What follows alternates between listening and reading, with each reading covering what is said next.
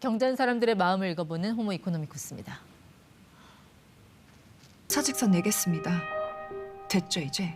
그러니까 가만히 있는 절 왜 건드리셨어요? 늘 품고 사는 사직서라도 막상 던지기는 쉽지 않습니다.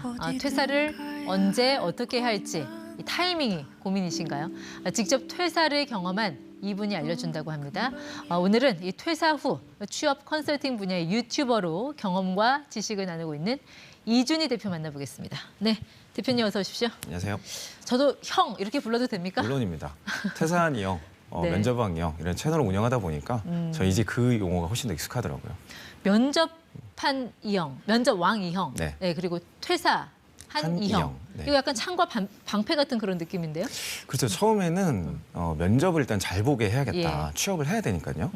그것을 위해서 이제 유튜브 활동을 시작을 했어요. 네. 근데 정말 많은 분들이 회사 다니다 보니까 취업할 때보다 더 어려운 게 회사 생활이더라. 네. 그래서 이제 요청에 의해서 만들어진 게 퇴사한 이 형이라는 채널입니다. 네. 그럼 퇴사한 이형, 형은 언제, 왜 관두셨어요, 회사를? 저는 뭐 대기업에서 인사 책임자로 한 12년 정도 총 경력을 좀 가지고 있고요. 네. 하다 보면서 여러 가지 생각들을 하게 됐어요. 그러다가 제 개인적인 포부, 네. 그리고 또 시장의 기회, 회사에서 느낀 한계, 여러 가지 복합적으로 작용이 돼서 네. 지금 이 길을 걷기 시작됐습니다. 그 인사 담당자로 한 12년 일하셨으면 뭐 면접도 많이 보시고 이제 딱 그렇죠. 관상만 네. 봐도 이 사람이 이 회사에 합격할지 안 할지도 알 수 있을 것 같은데.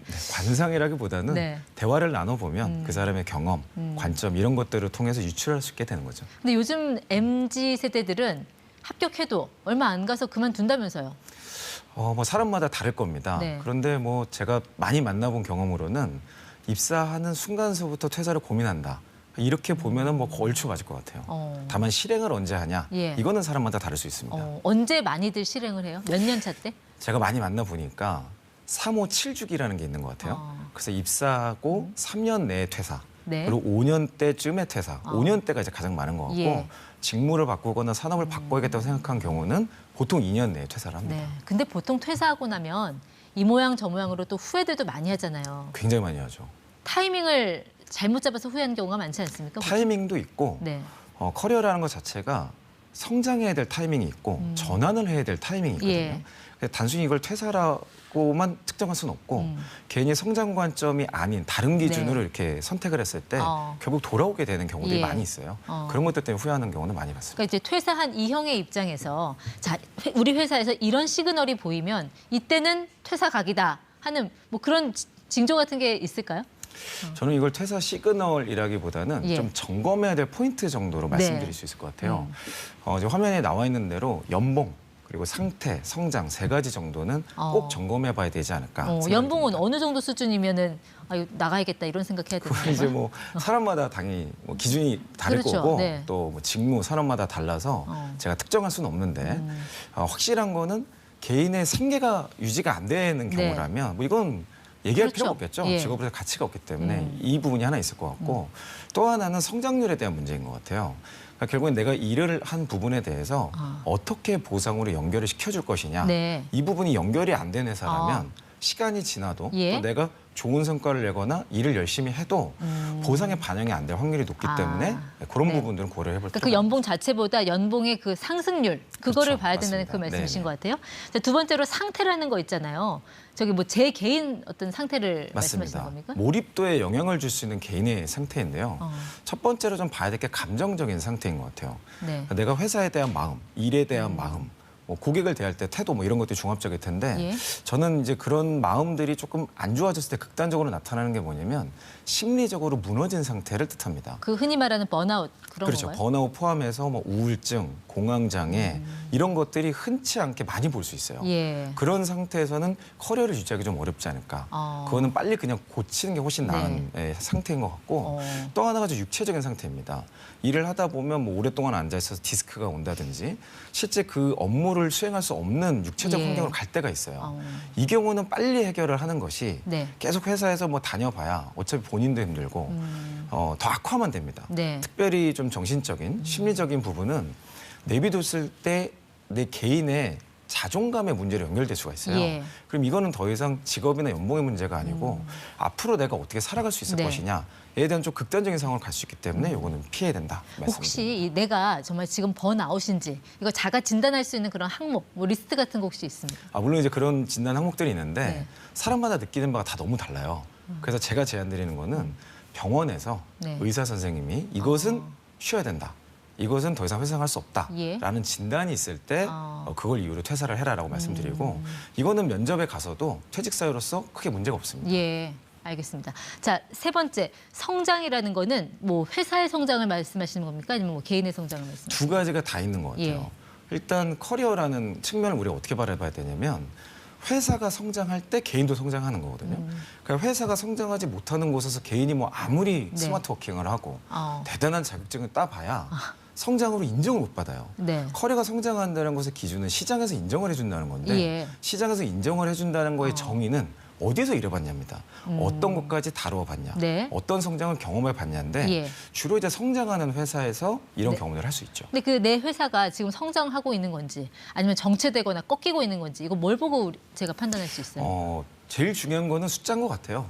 회사기 때문에 대부분 재무제표 같은 숫자들이 있습니다. 예. 그런 내용들을 보면 뭐 수익, 매출, 고객의 지지도 이런 여러 가지 요소들이 다 복합적으로 담겨 있거든요. 네. 그러니까 지금 같은 경제적인 위기 상황에서는 회사가 작더라도 큰 회사가 좋은 게 아니고 작더라도 그 숫자들이 개선되고 있는 회사가 커리어 입장에서 훨씬 좋다라는 네. 걸 인식할 필요가 있는 거죠.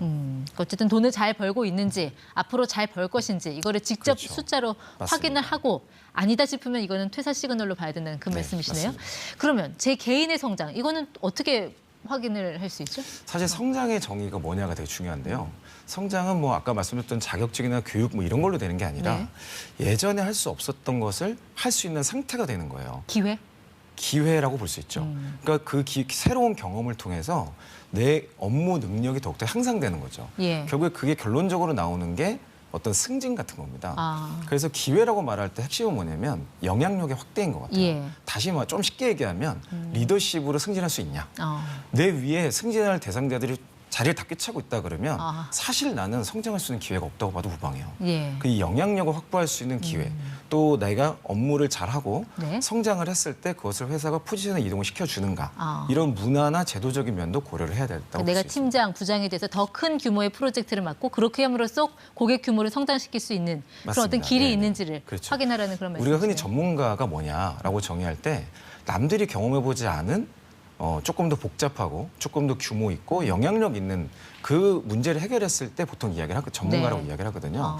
그런 맥락에서 나 혼자서 일해서는 그런 더 복합적이고 큰 규모 일을 할 수가 없어요. 예. 더 많은 사람들과 함께 강점을 결합시키고 문제를 해결할 때 전문가라고 말할 수 있는 겁니다. 네. 그래서 전문가의 정의는 리더십의 단계와 반드시 연결되어 있다라고 이해하시면 조금 더 쉬울 것 같습니다. 그럼 내가 하는 일이 매일 똑같은 이런 단순 업무가 반복된다면 이 회사는 퇴사해야 되는 그런 회사라고 판단을 해야 되는 겁니다. 장기적으로는 그렇게 볼 수 있죠. 근데 더 중요한 것은 주변에 내가 믿고 따를 만한 롤모델이 있는가. 저는 이게 정말 중요하다고 봐요. 예. 만약에 5년 나보다 5년 먼저 입사한 선배님이 딱 봤더니 지금 내가 하고 있는 일과 크게 다르지 않나.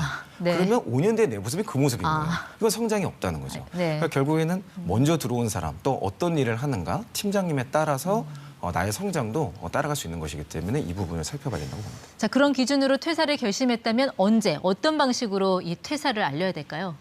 마무리가 중요할 것 같은데. 네, 마무리가 정말 중요합니다. 왜냐하면 우리가 커리어를 진행하다 보면 동일 직무, 동일 산업에서 움직이는 경우가 대부분이거든요. 그 경우에서 레퍼런스 체크라는 것들이 많이 일어나요. 네. 지금은 그냥 뭐 퇴사할 때 에시테테테 하고 퇴사하면 뭐 기분이 후련할 것 같지만 나의 그 레퍼런스는 계속해서 날 따라옵니다. 그리고 사람이라는 게 들어올 때보다 난자리가 훨씬 강력한 임팩트가 있거든요. 그래서 마무리할 때 예. 그동안에 있었던 내용들을 잘 인수인계를 해주고 그래서 업무에 공백이 생기지 않도록 최선을 다해서 노력하고 네. 또 나에게 좋은 영향을 줬던 분들을 찾아가서 감사 인사 정도로 하는 것이 저는 굉장히 네. 좋은 순서라고 생각이 들고요. 사람은 결국 다시 만나더라고요. 그렇죠. 다시 만나게 됩니다. 오늘은 이제 퇴사한 이영으로 말씀해 주셨고 다음 달에는 이제 기업들 채용 시즌 시작되니까 그때는 면접왕 이영으로 한번 다시 뵙도록 하겠습니다.